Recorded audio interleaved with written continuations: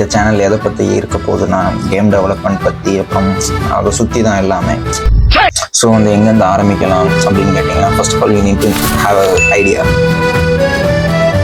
Game பண்ணுறதுக்கு first engine வேணும்.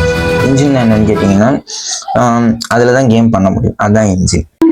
Game இன்ஜின்லேயே வந்து பார்த்திங்கன்னா Unreal, Unity, Godot, game cry engine, அதுக்கப்புறம் கேம் மேக்கர், அந்த மாதிரி இருக்குது. கேமில் வந்து 2D games, 3D games, platformers games, RPG games, third person, first person, shooter games, என்னென்னமோ இருக்குது. கேம் டெவலப்மெண்ட்டில் என்ன பண்ணலாம், என்ன வேணால் பண்ணலாம். கேம் பண்ணும்போது நீங்கள் நிறைய விஷயம் கற்றுக்கணும். ஆனால் ஓன் நீங்கள் ஃபஸ்ட்டு கதை எழுத கற்றுக்கணும். ரைட்டிங்னா இதுதான், கிளைமேக்ஸ்னா இதுதான், ட்விஸ்ட்னா இதுதான், இப்படி எழுதணும், இல்லை இதையே எழுதலாம்.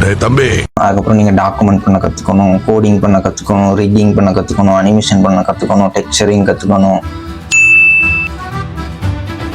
கேமிங் கம்யூனிட்டி வந்து ரொம்ப ஹெல்த்தி கம்யூனிட்டின்னு கேட்டிங்கன்னா, ஏன்னா நான் பார்த்த வரைக்கும் ரொம்ப ஹெல்த்தி கம்யூனிட்டி.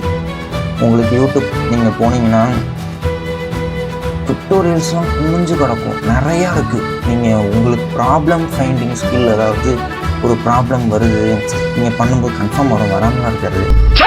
இப்படி வருது அப்படின்னா நீங்கள் கண்ணை மூட்டு நீங்கள் ஈஸியாக கண்டுபிடிச்சிடலாம். ஏன்னா அது நிறையா பேருக்கு வரும்.